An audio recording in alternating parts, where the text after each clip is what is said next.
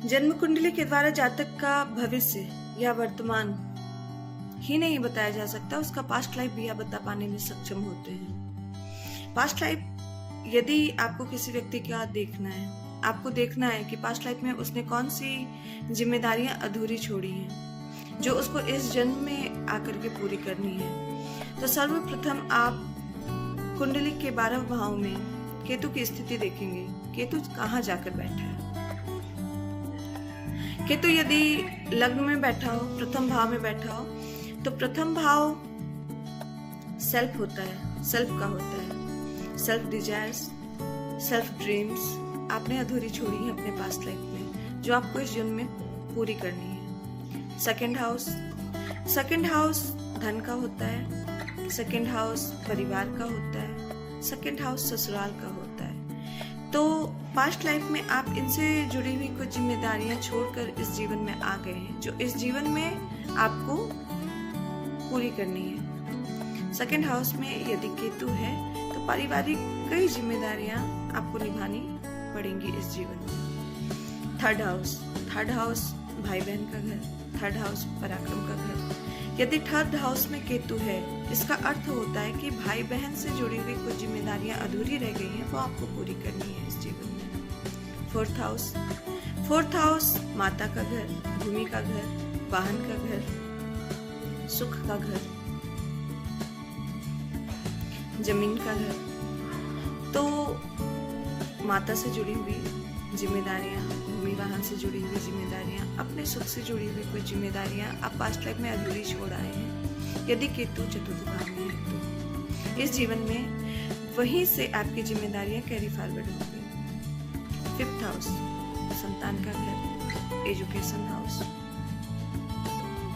Love affairs का house.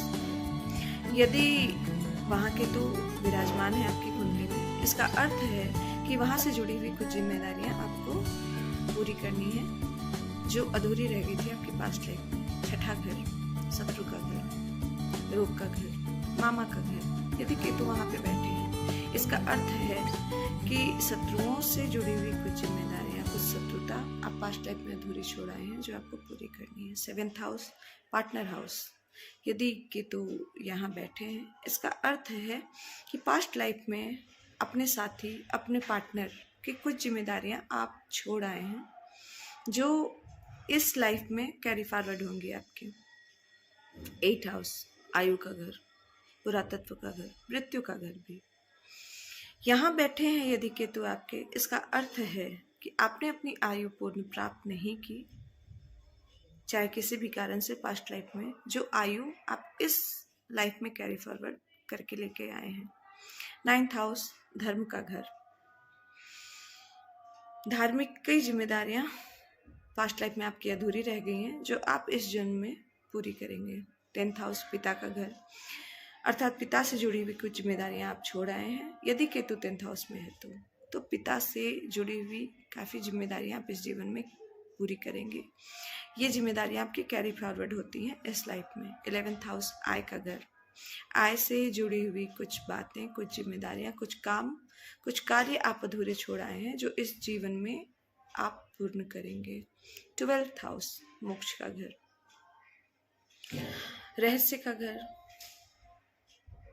यदि Ketu 12th house में बैठा है, इसका अर्थ है कि मोक्ष के रास्ते में कुछ साधनाएं, कुछ क्रियाएं आप अधूरी छोड़ आए हैं, कुछ सिद्धियां आप अधूरी छोड़ आए हैं जो आप इस जीवन में उसको वहीं से शुरू करके उस लास्ट पास्ट लाइफ में आपने जहाँ तक की सिद्धियां प्राप्त की हैं, जहाँ तक का रास्ता तय किया है मोक्ष का, उसको आगे लेते हुए आप इस जीवन में आएंगे। अब बात करते हैं मूलांक की।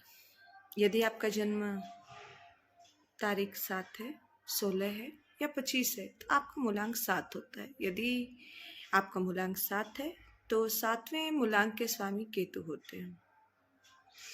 चूंकि केतु का सर नहीं है तो ऐसे व्यक्ति देख पाने में सक्षम नहीं होते, कई बार धोखा खा जाते हैं। आंखें नहीं होती केतु की, इसलिए बहुत कंफ्यूज भी रहते हैं। लेकिन इनको एक विशेष प्रसिद्धि प्राप्त होती है, एक विशेष इनको पावर प्राप्त होती है। वो ये है कि जो बाकी लोग नहीं देख पाते वो ये देख पाते हैं, या यूं कहें कि इनका सिक्स सेंस बहुत तेज होता है, इनको एस्ट्रोलॉजी पे बहुत यकीन होता है, इनका इंट्यूशन पावर बहुत तेज होता है। तो ये कुछ जानकारियाँ थी जो मैंने आज आपसे साझा की। यदि आपको आपके जन्म कुंडली में कुछ जानना हो, कोई जानकारी प्राप्त करनी हो, कोई सवाल हो आपके, तो आप कमेंट करें, आपसे संपर्क किया जाएगा। धन्यवाद।